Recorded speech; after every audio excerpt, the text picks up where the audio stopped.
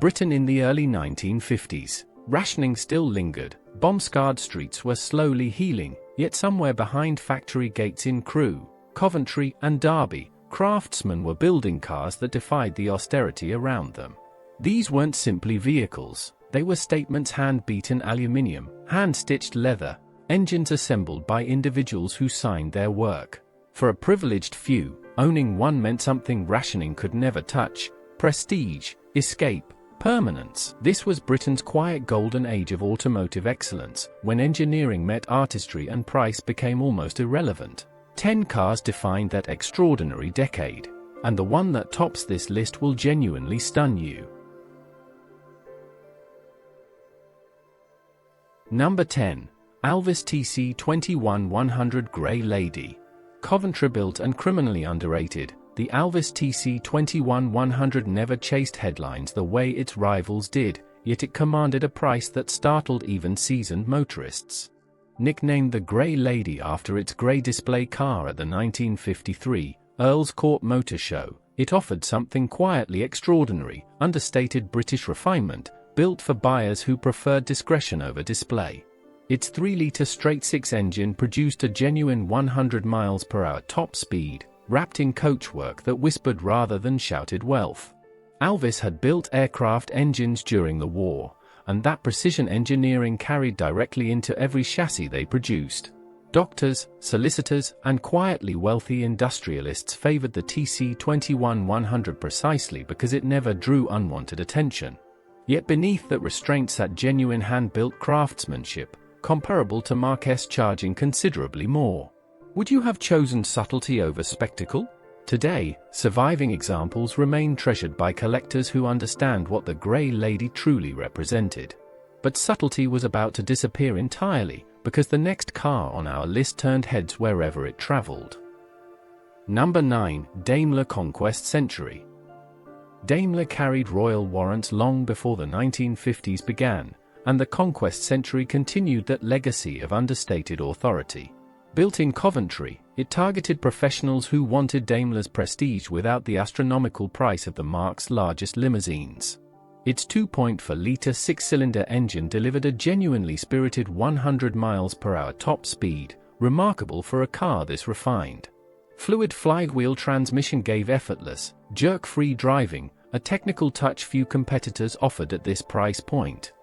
Barristers, senior civil servants and provincial businessmen bought the Conquest Century as a badge of quiet arrival, one rung below true aristocracy but unmistakably distinguished. Its price reflected genuine engineering sophistication rather than mere badge value. Can you imagine the confidence of arriving somewhere in one of these? Today it remains a favorite among Daimler specialists who prize its rarity. But Daimler had grander ambitions still waiting, and one of them belongs much higher on this countdown. Number 8. Armstrong Siddeley Sapphire 3x6. Built by a company with deep aviation roots, the Armstrong Siddeley Sapphire 3x6 took its very name from one of the firm's jet engines, reflecting the precision Armstrong Siddeley brought from aircraft manufacturing into road cars. Its 3.4-litre six-cylinder engine, launched in 1953, delivered smooth, refined power that impressed contemporary road testers considerably. From 1954, an optional Rolls-Royce built automatic transmission, still a rarity in Britain, made the Sapphire feel genuinely ahead of its time. Company directors, colonial administrators, and export customers across the Commonwealth were drawn to its blend of solidity and quiet innovation. It wasn't chasing Bentley's prestige exactly, but at over £1,750, it certainly wasn't cheap either, positioned firmly among Britain's serious luxury offerings. Armstrong Siddeley's engineering pedigree justified every penny for buyers who valued substance over flash. Could any modern executive saloon match that aircraft-grade attention to detail? Surviving Sapphires now attract dedicated collectors fascinated by this forgotten engineering marvel. What came next, however, wore a name synonymous with unapologetic British sporting glamour. Number 7. Jaguar XK120. When Jaguar unveiled the XK120 in 1948, nobody expected it to still be turning heads well into the 1950s, let alone commanding genuinely serious money. Its 3.4-litre twin-cam straight-six engine produced 160 horsepower, propelling this achingly beautiful roadster toward genuine 120 miles per hour territory, hence its name. Film stars, racing drivers, and wealthy enthusiasts across America and Britain alike scrambled to own one. Clark Gable famously owned several, cementing its Hollywood glamour instantly.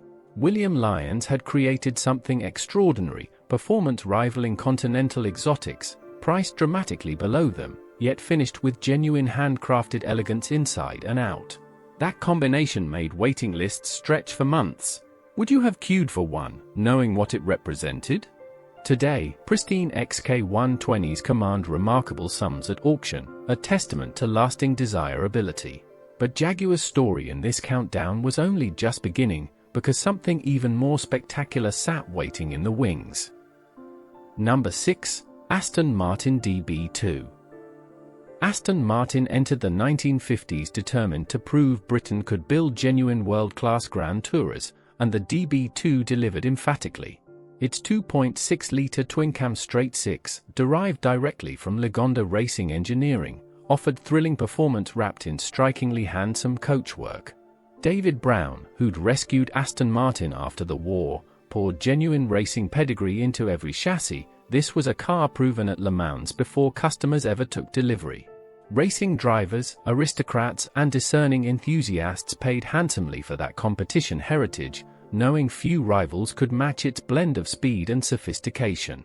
Hand-built in tiny numbers at Newport Pagnell, exclusivity was practically guaranteed from the outset. Its price reflected genuine motorsport credibility rather than manufactured prestige. Do you think racing pedigree still commands that same premium today?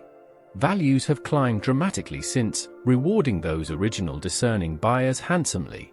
Yet even Aston's racing glamour couldn't quite prepare Britain for what arrived next.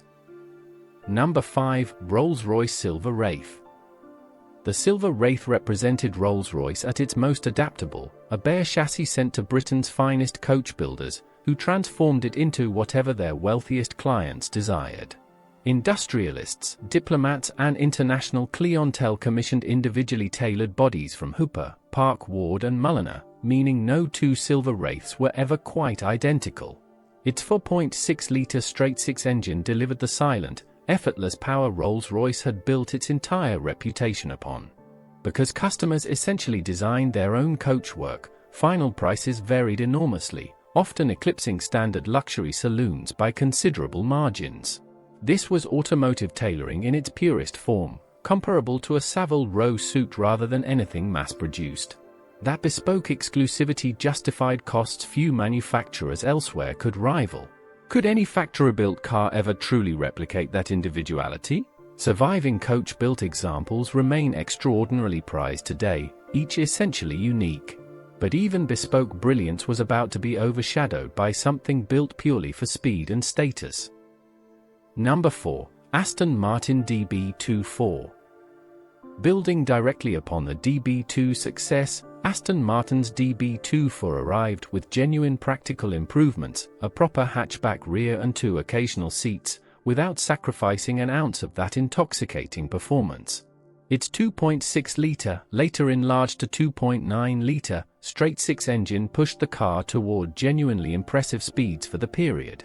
Wealthy enthusiasts who'd admired the original DB2 now had genuine reason to upgrade, and many did precisely that. Racing success continued reinforcing the marque's credibility, with competition victories translating directly into showroom desirability and correspondingly higher prices. Owners included businessmen who wanted Continental Grand Touring capability without leaving British shores or sacrificing patriotic loyalty. Hand-finished aluminium bodywork, built in tiny numbers, guaranteed genuine rarity from day one. Could practicality and pure performance genuinely coexist this elegantly? Today's collectors certainly believe so, paying substantial premiums accordingly. Yet Britain's most ambitious luxury car experiment of the entire decade was still to come. Number 3. Rolls-Royce Silver Dawn. Unusual among Rolls-Royce models of this era, the Silver Dawn arrived with factory-standard steel coachwork rather than requiring separate coach builder commissions, yet lost none of the marque's legendary prestige. Initially built specifically for export markets, particularly North America, before eventually becoming available to British buyers too. Its 4.6-litre inline-six engine delivered that unmistakable Rolls-Royce silence, engineered so meticulously that period advertisements famously claimed the loudest sound was the dashboard clock. Wealthy exporters, returning colonial administrators and American enthusiasts eager for genuine British prestige all sought this model specifically. Automatic transmission became available as the decade progressed, adding effortless usability to already formidable engineering credentials. Its price sat firmly among Britain's most expensive standard production cars, reflecting genuine build quality throughout. Can you imagine silence being considered a luxury feature worth paying for? Today, well-preserved silver dawns remain genuinely sought after.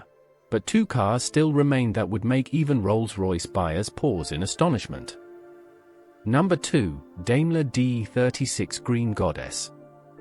Few cars in British history carried the sheer physical presence of Daimler's DE36, nicknamed the Green Goddess for its striking jade green paintwork at the 1948 Earl's Court Motor Show. Built on Daimler's longest post-war chassis, it demanded equally enormous coachwork, typically supplied by Hooper, resulting in a car of genuinely imposing scale. Its 5.4-litre straight-eight engine, Britain's last production 8-cylinder unit, prioritized smoothness and dignity over outright speed, though it could still reach a claimed 90 miles per hour. Sir Bernard Docker, chairman of the BSA group that owned Daimler, later ran one himself, cementing its reputation as the ultimate statement car for Britain's industrial elite. Handcrafted in extremely limited numbers, each Green Goddess represented enormous investment in materials, labor, and bespoke detailing throughout.